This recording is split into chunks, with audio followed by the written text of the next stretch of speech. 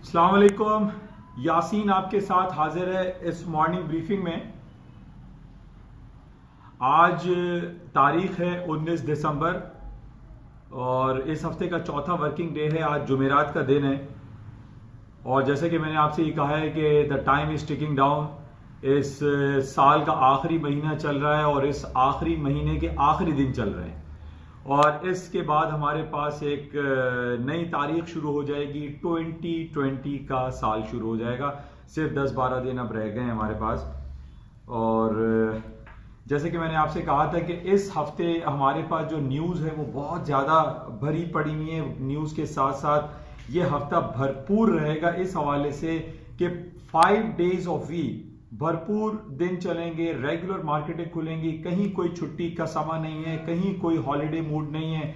इसके बाद जो हफ्ता शुरू होगा उसके अंदर हमारे पास क्रिसमस डे हॉलीडेज आ जाएंगी, सांता रैली वाली बातें आ जाएंगी, फिर न्यू ईयर हॉलीडे वाला सिचुएशन क्रिएट हो जाएगा। तो बेतहाशा अगले हफ्ते से कुछ मार्केट में वॉल्यूम भी कम रहेगा। लेकिन आज इस हफ्ते का चौथा वर्किंग डे है। मार्केटें भरपूर हैं, मार्केटें फुल चल रही हैं और बहुत सारी खबरें भी इसके पीछे चल रही हैं।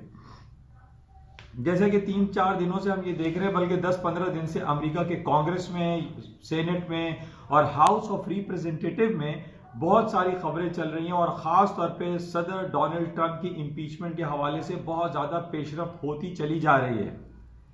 कल हाउस ऑफ रिप्रेजेंटेटिव जो कि डेमोक्रेट्स उसके अंदर ज्यादा हैं, यानी जिनका निशान डोंकी है, गधा है, वो डेमोक्रेट्स उन्होंने एक बिल पास कर दिया है या उन्होंने वोटिंग ये कर दी कि जनाब ट्रंप साहब की इंपीचमेंट लाजमी होनी चाहिए।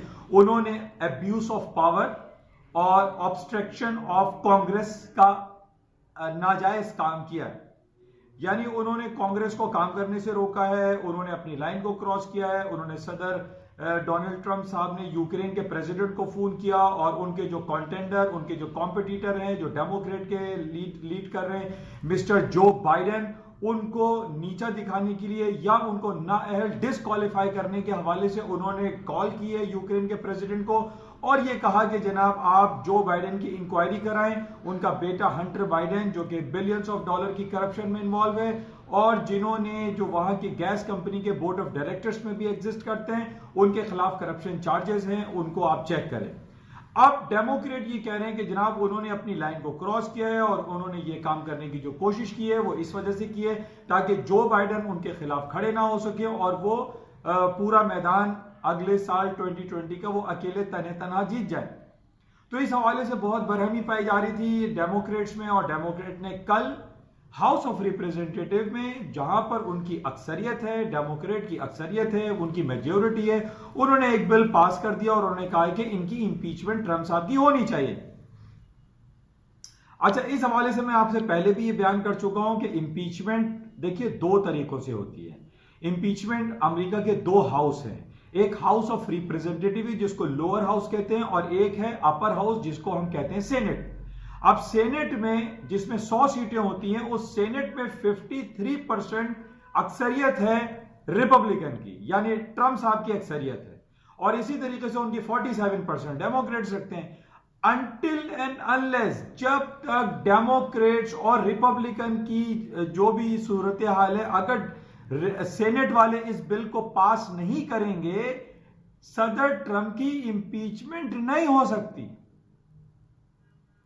लेट सपोज अगर मैं ये मान भी लेता हूं कि सेनेट में वो पास हो जाता है बिल कि जनाब ट्रंप साहब की इंपीचमेंट होनी चाहिए, कुछ रिपब्लिकन पार्टी के ऐसे लोग भी हैं जो ये चाहते हैं कि ट्रंप की इंपीचमेंट हो। चलिए सपोज कर लेते हैं वो ये ओके कर लेते हैं।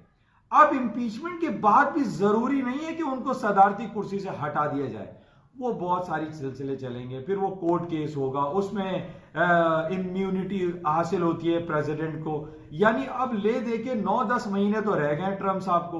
अब वो नैन्सी पेलोसी लगी पड़ी हुई है, डेमोक्रेट्स की जो हेड है, कि जिन्हें जनाब ट्रंप साहब को हटाना है। लेकिन ये मैंने आपसे पहले भी कहा था कि पहली बात तो ये जो हमारे पास डिफरेंट रिपोर्ट्स आ रही है उसमें ये कहा जा रहा है कि सेनेट में ये बिल फेल हो जाएगा, पास ही नहीं होगा। यानी सेनेट में जब ये बिल पेश होगा कि क्या ट्रंप साहब की इंपीचमेंट होनी चाहिए या नहीं होनी चाहिए। ये बिल फेल हो जाएगा, नाकाम हो जाएगा और इंपीचमेंट का चैप्टर क्लोज हो जाएगा।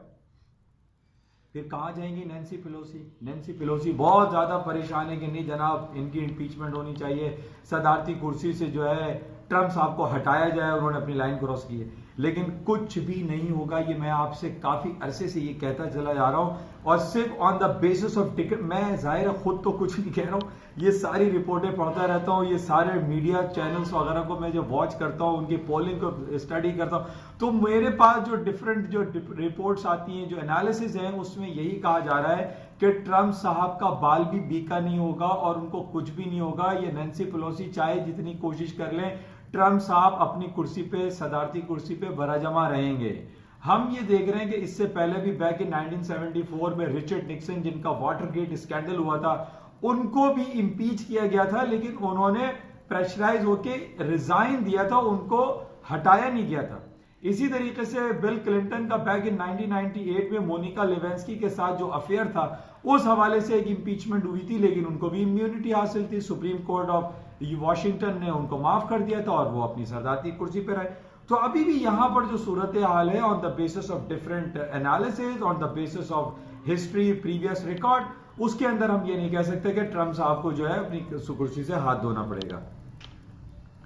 इन तमाम नेगेटिव खबरों के बावजूद मैं काफी अरसे से आप ये कहता चला आ रहा हूं कि अमेरिका की स्टॉक मार्केटें तारीख की बुलंदतरीन सतहों को रोजाना की बुनियाद पे या वीकली बेसिस पे छूती हैं और पुराने रिकॉर्ड को तोड़ देती हैं, और यही कुछ सूरत हाल अभी भी चल रही है। अभी ये महीना आखिरी चल रहा है, इस साल का आखिरी महीना है, आखिरी दिन चल रहे हैं। एक जैसे मैं आपसे ये कह रहा हूं कि एक सांता रैली की हम एक बात करते हैं कि जनाब जब इस साल की क्लोजिंग होती है, उस क्लोजिंग में तमाम कंपनीज ये, फॉर एग्जाम्पल मैं आपको एग्जाम्पल, बहुत इजी एग्जाम्पल देता हूं। आप अभी जाके अपने बैंक में चेक दीजिए, 50,000 का या लाख रुपए का या 10,000 का भी आप चेक देंगे तो बैंकर जो है आपको मना करेगा। बैंकर कहेगा भाई अभी आप बैंक से पैसे नहीं निकालें, हमारी क्लोजिंग आने वाली है, ताकि हमारी स्टेटमेंट में जो है, अकाउंट स्टेटमेंट में ये शो हो कि जनाब हमारे इस बैंक में इतना रिजर्व था, हमारे बैंक में इतने बैलेंस थे, हमारे बैंक में इतना क्रेडिट बैलेंस पड़ा हुआ था। तो कोई भी बैंकर जो है वो आपको 10,000 या 5,000 रुपए भी देने से कबाहत महसूस करेगा। यही सिचुएशन होती है पूरी दुनिया की स्टॉक मार्केट में, बैंकिंग सर्कल में, कि कोई भी शख्स जो है वो ये चाहता है कि उसकी अकाउंट स्टेटमेंट खूबसूरत नजर आए इस साल के आखिर में। तो यही सूरत हाल हमें नजर आ रही है कि इस दफा इस जो आखिरी दिन चल रहे हैं, इसमें स्टॉक मार्केट में मजीद तेजी रहेगी, मार्केटों में हायर साइड पे रहेगी, चाहे वो इंपीचमेंट का सिलसिला हो या ना हो। मार्केटें डाउनफॉल नहीं होंगी। अगले साल कुछ हो सकता है कि शायद कुछ जनवरी में जो इनकी फोर्थ क्वार्टर रिपोर्ट्स आए, उसमें मार्केटों में कुछ फॉल डाउन आ जाए, लेकिन अभी कोई फॉल फिलहाल दिखाई नहीं दे रहा। अच्छा, इस हवाले से अब एक और जो खबर बड़ी इंपॉर्टेंट चल रही है, अमेरिका और चाइना के दरमियान जो तिजारती मुफाहमत की जो हम बात कर रहे हैं, और उसमें जो 16 दिसंबर को इनको टैक्स लागू करना था, वो अब टैक्स लागू नहीं हो रहा है। और ये 3 महीने पहले भी मैंने आपसे कहा था कि ये डिले हो जाएगा, और वो डिले हो चुका है। अब फेज 1, फेज 2, फेज 3 की बात हो रही है कि जनाब इन्होंने जो बिलियंस ऑफ डॉलर के टैक्सेस लगाए थे, उसको रोल बैक किया जाएगा, और वो रोल बैक की सिचुएशन, वो कहानी चल रही है, और ये जल्द इस फेज 1 पे साइन होने जा रहे हैं। अमेरिका और चाइना के दरमियान जो बिलियंस ऑफ डॉलर की ट्रेड्स होती है, इसका इफेक्ट पॉजिटिवली पूरी दुनिया पर पड़ता है, और अमेरिका से सबसे ज्यादा जो फार्म प्रोडक्ट खरीदने वाला वो मुल्क है, वो सिर्फ चाइना है, जिसमें सोयाबीन, वीट, कॉर्न, कॉटन, इसके अलावा जो ऑटोमोबाइल सेक्टर है या कंप्यूटर चिप्स हैं, ये सब कुछ चाइना अमेरिका से खरीदता है, या कुछ चीजें अमेरिका जो है वो खरीदता है चाइना से। तो यानी दोनों एक दूसरे को कुछ ना कुछ देते हैं और लेते हैं, और इसमें इन्होंने जो बिलियंस ऑफ डॉलर के टैक्सेस लगाए थे, उन टैक्सेस को अवॉइड करने की बातें की जा रही हैं, और ये जल्द अज जल्द इनका फेज 1 साइन हो जाएगा। अब देखिए, ये भी अच्छी खबर है, इसमें भी कोई नेगेटिविटी पाई नहीं जा रही है। तो अब वही मैं आपसे काफी अरसे से ये कह रहा हूं कि हाउ कैन आई से कि अमेरिका की स्टॉक मार्केटों में क्रैश आ जाएगा, मार्केटें नीचे आ जाएंगी, जबकि हम ये देख रहे हैं कि अमेरिका की तमाम जो बड़ी बड़ी कंपनीज हैं, उनके रिजल्ट्स बेहतरीन आ रहे हैं। अच्छा, इसके साथ ही जो हमारे पास डिफरेंट रिपोर्ट्स थी कि ब्रेक्जिट का सिलसिला चल रहा है, बरतानिया में इलेक्शन हो चुके हैं, और बरतानिया जो है अब ये है है कि जनाब वो बोरिस जॉनसन साहब एक और वोट कराएंगे या रेफरेंडम कराएंगे कि जनाब 31 जनवरी को बरतानिया यूरोपियन यूनियन से अलहदा कंफर्म हो जाएगा। लेकिन अब हम ये देख रहे हैं कि पिछले 4-5 दिनों से हमने ये देखा कि जनाब 1.35 तक स्टर्लिंग की मार्केट ऊपर गई थी। उस वक्त भी मैंने आपसे ये कहा था कि स्टर्लिंग में इतना ज्यादा पोटेंशियल एग्जिस्ट नहीं करता, you must have a chance to sell this currency. मैंने आपको ट्रेड रिकमेंडेशन भी दी थी और उसमें यही हुआ था कि करेंसी मार्केट डाउन हो गई थी। अब पिछले 4 दिनों में 400 पॉइंट तकरीबन स्टर्लिंग की मार्केट गिर चुकी है। उसकी गिरने की वजह मैंने आपसे ये कहा था कि जनाब वो ठीक है, कंजर्वेटिव पार्टी बोरिस जॉनसन साहब की पार्टी जीत गई है और स्टर्लिंग जो है वो ऊपर की तरफ चला गया है और जनाब 31 जनवरी को बरतानिया यूरोपियन यूनियन से अलहदा हो जाएगा। लेकिन मैंने आपसे ये कहा था कि जनाब 31 जनवरी को जब ये बरतानिया यूरोपियन यूनियन से अलहदा होगा तो एक बहुत ज्यादा एक एनआरकी केओस एक सिचुएशन क्रिएट हो जाएगी जो कि पूरे यूरोप के लिए, पूरे बरतानिया के लिए बहुत ज्यादा नेगेटिव होगा।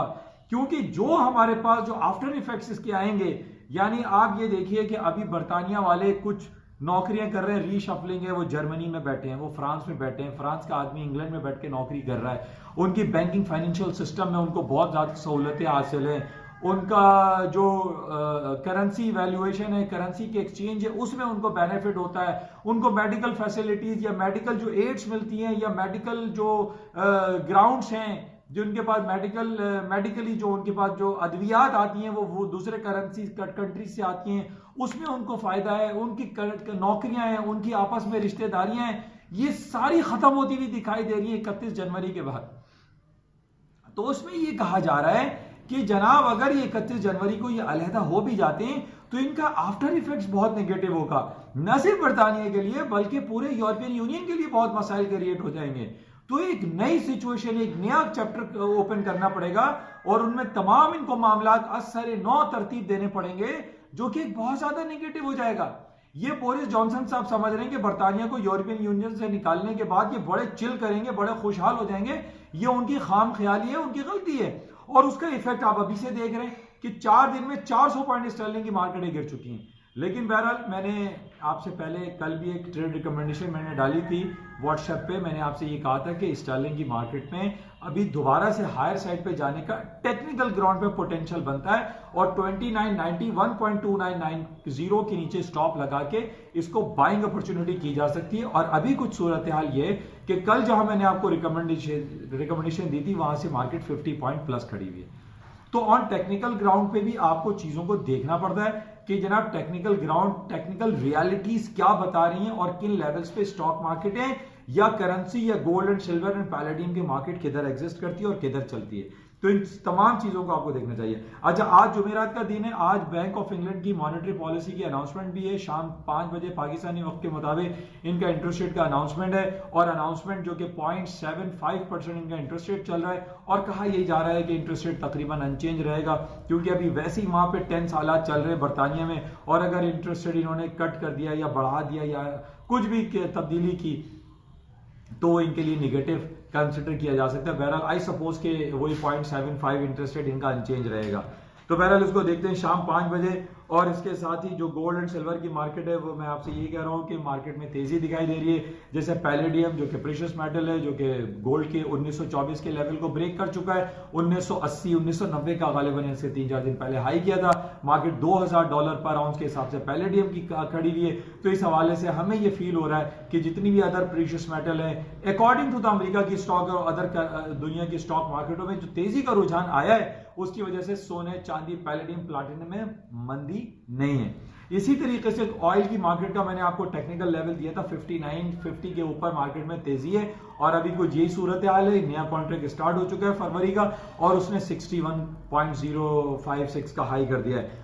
ऑयल की मार्केट में तेजी दिखाई दे रही है, इसमें मंदी नहीं है क्योंकि मैं आपको रिलेट कर रहा हूं जो भी स्टॉक मार्केट में जिस तरीके से तेजी आ रही है S&P डाउ जोन्स नैस्डैक में, उसके साथ ही जो आपकी ऑयल एंड एनर्जी सेक्टर है उसमें तेजी बरकरार रहेगी। अच्छा, इसके साथ ही पाकिस्तान स्टॉक में भी आज थोड़ा सा मार्केट 300-400 पॉइंट थोड़ा माइनस हो गई है। टेक्निकल करेक्शन है, इसका मैंने आपको 41,000 का एक लेवल दिया हुआ था, 41,500 तक।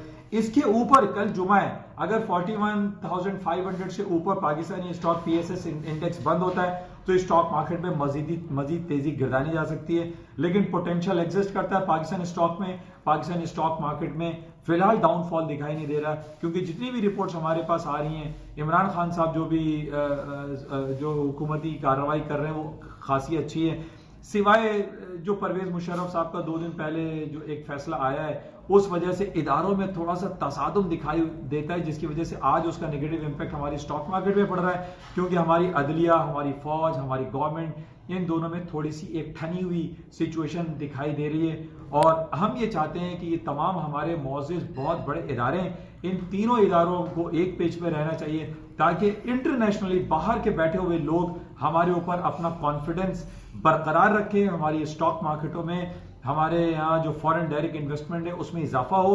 और उसकी वो इजाफा सिर्फ इस बेस पे हो सकता है कि हमारे ये तीनों इदारे, फौज, अदलिया और हुकूमत, ये तीनों एक पेज पे रहें। और हमारी दुआ है और हमारी सलाह है कि ये तीनों इदारे हमारे मौजूद तरीन इदारे हैं, ये तीनों एक पेज पे रहने चाहिए। और परवेज मुशर्रफ का जो फैसला है और उसको रिव्यू करने के हवाले से जो बातें चल रही हैं उसको लाजमी रिव्यू होना चाहिए, क्योंकि जो शख्स वहां पे खड़ा हुआ ही नहीं हो, बहरहाल जो बातें हो रही हैं उसको भी उसको रिव्यू करना चाहिए हमारी सुप्रीम अदालतों को, और उसको देखना चाहिए कि इसमें कहीं कोई सोकम बाकी ना रह गया हो इस फैसले में।